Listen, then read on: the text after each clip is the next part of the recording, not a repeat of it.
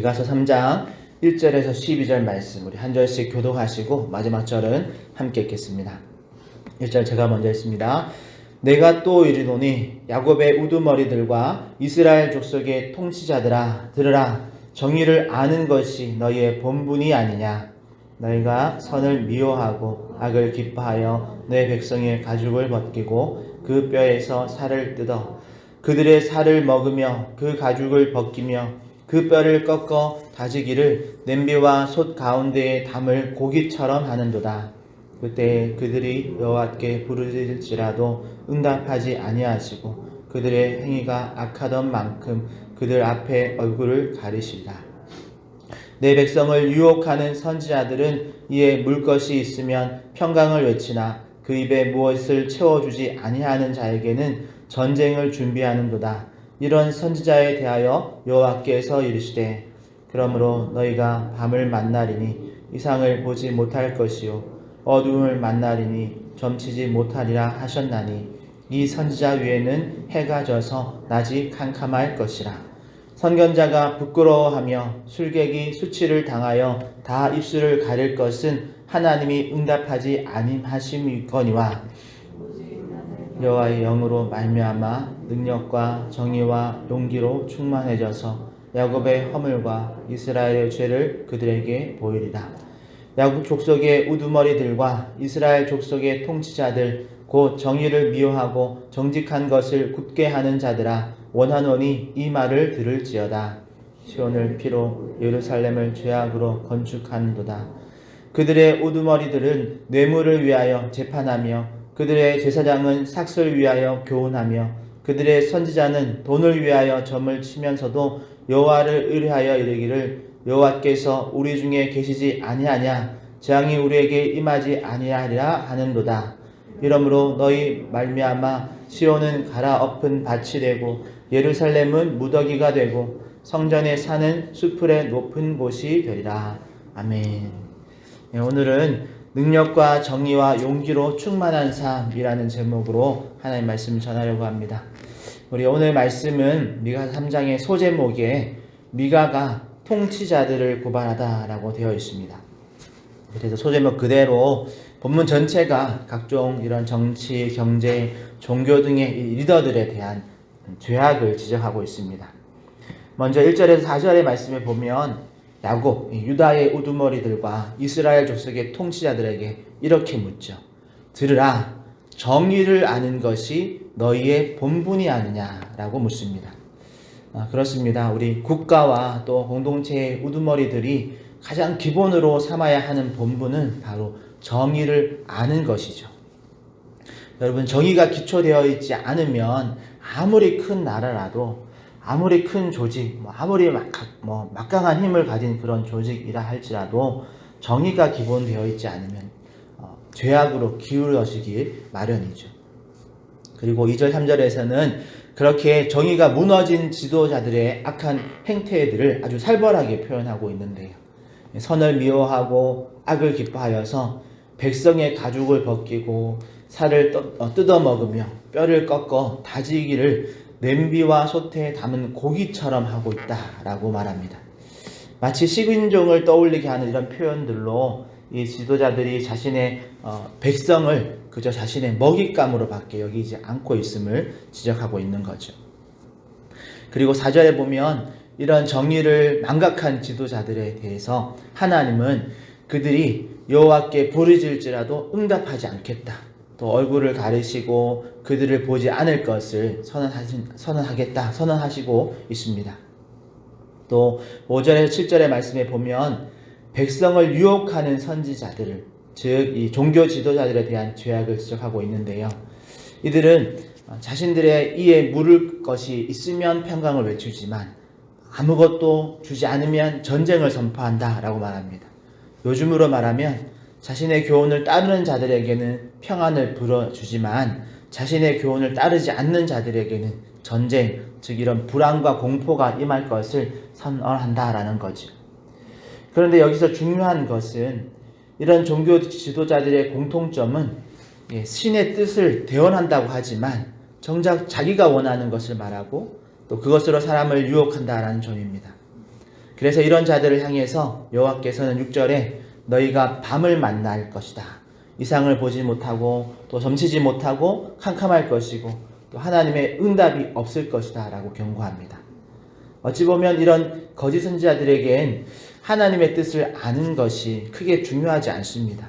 왜냐하면 이들은 이미 하나님과 관계없는 자신의 뜻으로 가득 찬 메시지를 사용하고 있기 때문에 그렇습니다. 그런데 8절에서는 이런 자신의 이익을 위해서 하나님의 뜻을 악용하는 자들과는 전혀 다른 미가 선지자 자신의 모습을 당당하게 소개하고 있습니다. 8절 말씀을 다시 읽어드리면 오직 나는 여호와의 영으로 말미암아 능력과 정의와 용기로 충만해져서 야곱의 허물과 이스라엘의 죄를 그들에게 보이라 라고 소개하고 있는 거죠. 어떤 면에서 8절의 이 말씀이 오늘 3장의 가장 중요한 말씀이기도 한데요. 그래서 이 부분을 결론에서 한 번 더 다루도록 하고 계속 말씀을 살펴보면 1절에서 7절까지가 정치 지도자와 또 종교 지도자들의 이런 죄악상을 지적했다면 9절에서 10절까지는 이들에게 마치 최후 통첩을 하는 것 같은 그런 경고와 함께 원하노니 이 말을 들으라 들을지어다 라고 마지막 권면을 기록하고 있습니다. 특히 11절에서는 이 우두머리들과 제사장들, 선견자들을 언급하면서 이런 모든 지도자들과 하나님의 뜻을 가지고 통치하는 그런 자들에게 공통적으로 재물을 위하여, 즉 돈과 욕심을 따라 행하면서도 우리 중에 여호와께서 계신다. 그러니 재앙은 우리에게 임하지 않을 것이다. 라고 이런 잘못된 확신에 차 있다라는 것을 지적합니다. 결국에는 이들로 말미암아 12절처럼 시온이 갈아엎은 밭처럼 예루살렘이 무더기가 되고 성전의 산은 제사를 지내던 곳에서 버려진 수풀의 높은 것이 될 것이다 라고 말하죠. 자, 이렇게 이런 정치, 경제, 종교 등의 이런 지도자들을 향한 이 미가의 경고와 또 권면 속에서 우리가 놓치지 말아야 할 것이 무엇일까 생각해 보면 그것은 어떤 영역을 담당하는 지도자이든 정의를 잃어버리고 정직을 굳게 하고 자신의 사욕을 따라서 행하면 거기에는 하나님의 도우심이 임하지 않는다라는 점입니다. 자신들이 아무리 우리와 하나님이 함께 계신다. 그러니 우리와 함께 있으면 재앙이 임하지 않을 것이다 라고 확신 있게 말해도 하나님은 정의와 정직은 없고 욕심만 가득한 그들을 반드시 심판하실 겁니다. 그러니 오늘 우리는 더욱더 이 8절에 기록된 미가의 이 말에 귀를 기울여야 하겠죠. 오직 나는 여호와의 영으로 말미암아 능력과 정의와 용기로 충만해져서 야곱의 허물과 이스라엘의 죄를 그들에게 보이리라. 아멘. 사실 말씀을 전하는 이 설교자로서 미가의 이 선언 앞에서 한번 저에게 되물어보면 나도 이렇게 할 수 있을까? 나의 설교엔 이런 여호와의 영으로 말미암아 능력과 정의와 용기로 충만한 그런 죄에 대한 지적이 포함되어 있는가? 얼마나 포함되어 있을까 점검해 본다면 없는 경우도 있고 또 많이 부족한 것이 솔직한 대답입니다. 그래서 한편으로는 나도 좀 더 성령의 충만함으로 능력과 정의와 용기로 충만한 목사가 되어야겠다라는 그런 다짐을 해보게 됩니다. 그리고 또 한편으로는 이런 부족한 이런 담임 목사를 위해서 성도님들이 기도를 해주셔야겠다. 성도님들께 기도 요청을 해야겠다라는 생각도 해보고 또 이렇게 이런 죄를 지적하는 이런 메시지 앞에서도 우리 성도님들이 또 함께 동일하게 성령의 충만함으로 그 말씀에 또 순종함으로 따라오면 좋겠다라는 그런 꿈을 꿔보기도 합니다. 그런데 그렇다고 해서 모든 선지자와 모든 설교에 이런 죄에 대한 지적이 반드시 필요하다라는 것은 아닙니다. 이걸 마치 모든 설교자들에게 설교 때마다 성령의 충만함으로 용기 있게 죄를 지적하고 심판을 선언해야 한다라고 과하게 이해해서는 안 됩니다. 왜냐하면 미가의 오늘 이런 선언이 나올 수밖에 없었던 당시의 이런 시대상을 생각해야 하기 때문에 그렇습니다.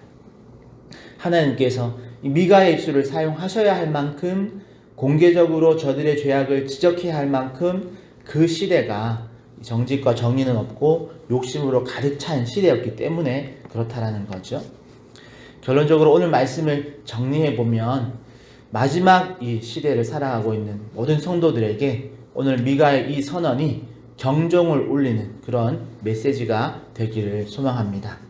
먼저는 앞선 리더들이 오늘 미가 3장의 말씀을 통해서 각자의 위치에서 돌아봐야겠죠. 정말 정직과 정의가 바르게 작동하고 있는지, 또 나는 욕심으로 가득 차서 하나님의 뜻을 내 사욕을 채우는 수단으로 사용하고 있지는 않은지를 잘 점검해야 할 겁니다.